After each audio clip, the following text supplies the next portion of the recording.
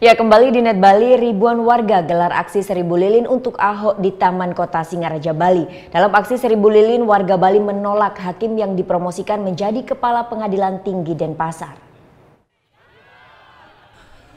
Ribuan warga di Buleleng, Bali menggelar aksi Seribu Lilin atas vonis 2 tahun Basuki Cahayapurnama alias Ahok di Taman Kota Singaraja Sabtu malam. Dari dewasa hingga anak-anak turut dalam aksi menyalakan lilin ini.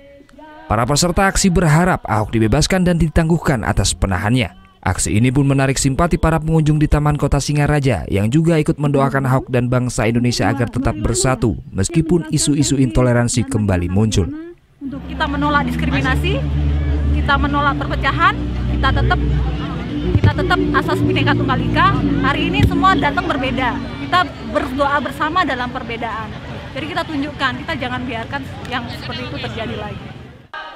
Sementara itu, kabar mengenai pemindahan Ketua Majelis Perkara Ahok menjadi Hakim Tinggi di Pengadilan Denpasar pun menjadi sorotan masyarakat di Buleleng, Bali.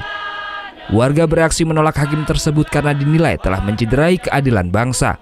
Sebagai pribadi, tentunya melihat situasi dan kondisi seperti ini, kami secara pribadi tetap menolak. Mudah-mudahan beliaunya tidak tugas di Bali atau pemerintah akan lebih mengerti tentang keadaan yang ada di Bali.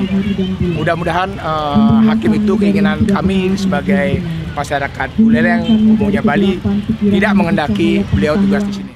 Aksi Seribu Lilin ini pun dijaga oleh sejumlah aparat pengaman adat atau pecalang. Aksi Seribu Lilin ini rencananya akan kembali digelar dengan masa yang lebih banyak hingga Gubernur Jakarta Basuki Cahayapurnama dibebaskan.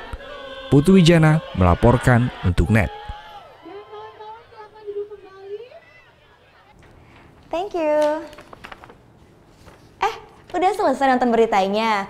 Jangan pergi dulu dong. Subscribe dulu dan nonton tayangan lainnya di sini. Subscribe, nonton lagi. Subscribe, nonton lagi. Kak.